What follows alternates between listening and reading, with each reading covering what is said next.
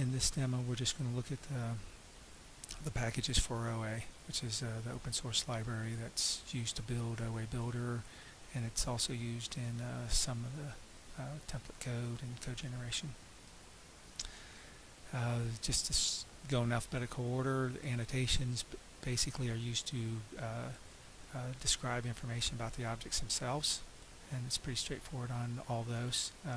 Communication layer is a way for communicating between the various servers and stuff like that that's built in. The concurrency is a way to actually have different services and stuff like that running in the background, triggered events or changes, observable changes and stuff like that that can actually be ran in another thread. It handles all that. Time stuff, so if something runs every day or needs to run every hour or minute or whatever. DS stands for data source, and that gets pretty interesting. There's a level of for relational databases, but also that's JDBC. There's what's called a client-server data source. So basically, a data source running on one app could actually talk to another server to get to its data source. There's an object cache data source, which basically will still work with any data source itself, but directly works off a cache. It doesn't all have to be in there. If it's not in there, it knows how to go get the data to bring it back and still observe it in cache.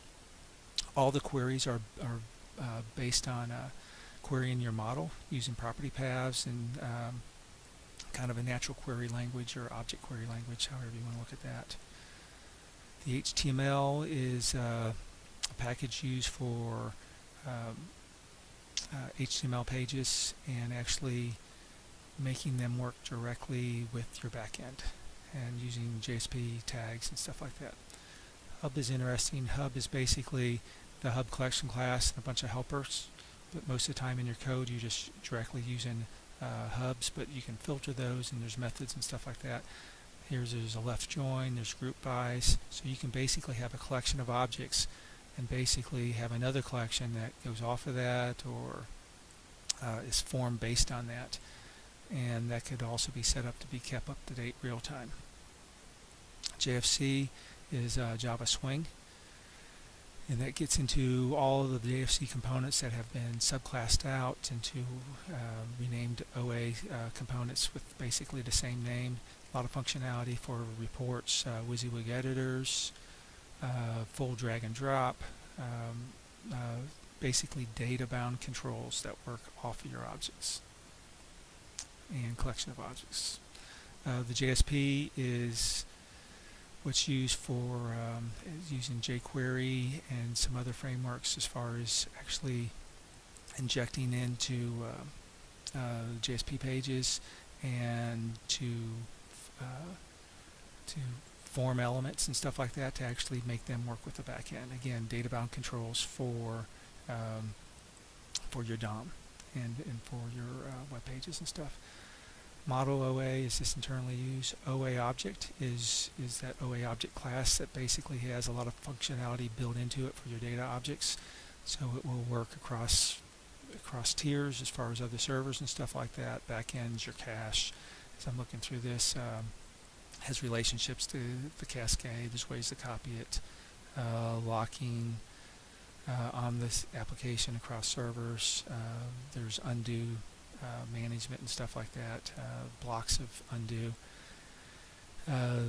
All of the event stuff is also included in this, along with the hub collection class, concepts of triggers, so if something happens a certain place, it can actually automatically call code for you. Object serializations set up so as little as possible is done to serialize the objects and serialize changes whenever it's updating other servers. So there's a lot of work that's built into there as far as actually getting information between clients and servers and stuff like that. All that's is automatically handled for you in a way that's consistent with your application using the data. So it's smart enough to know what data to get, stuff like that as it brings it back, and it's a lazy way of loading data but in an intelligent way. all the data source, ORM mapping, all that stuff's built into it.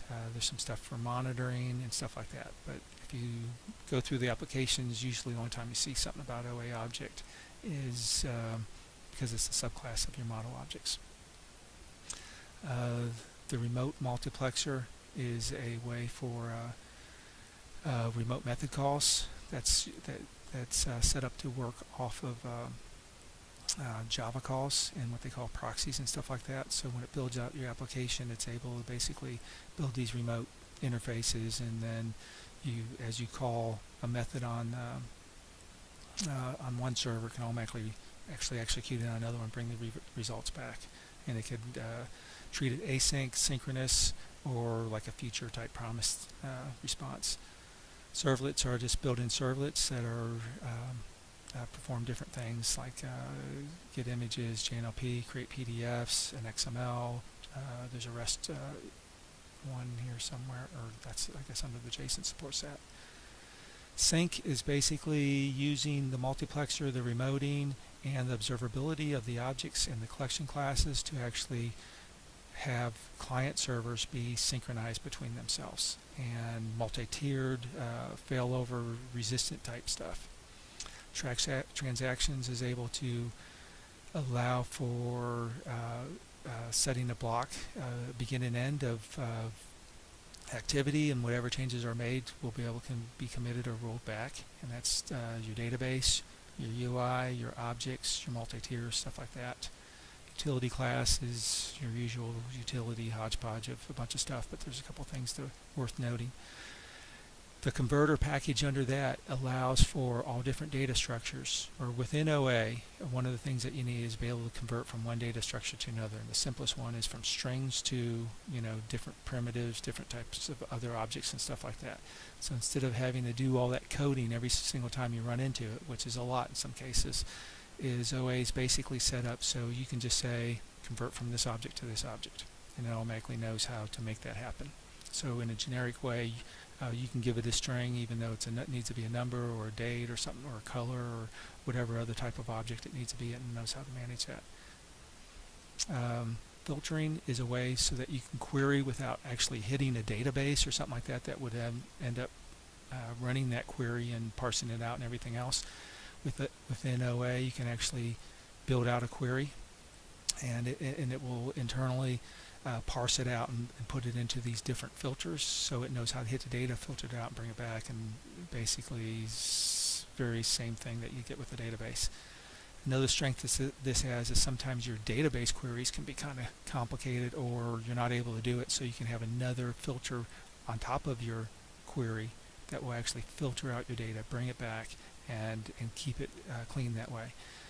Another thing about these filters is that it can be smart enough to know that the data that it's filtering on and the conditions that it's filtering on, that if something changes, it could actually keep your query results real-time updated. So that if you queried for something right now, and 4 seconds later or whatever, the data has been changed in a way that if you ran that query again, it would be changed. It could actually be ran so it will actually keep that data real-time in sync. All this other stuff, date, time, painful stuff that it handles real easy. There's XML, JSON support, YAML support, compression stuff, mail. There's network stuff going on. And that's the end of that. If you go over to the Java doc link on the website, you can get into that, and it has package information about all these, class information, and it's just something that we'll always keep improving on and adding to. But as far as the classes themselves, this has pretty much been this structure for many years now, and it's been stable now for a long time, and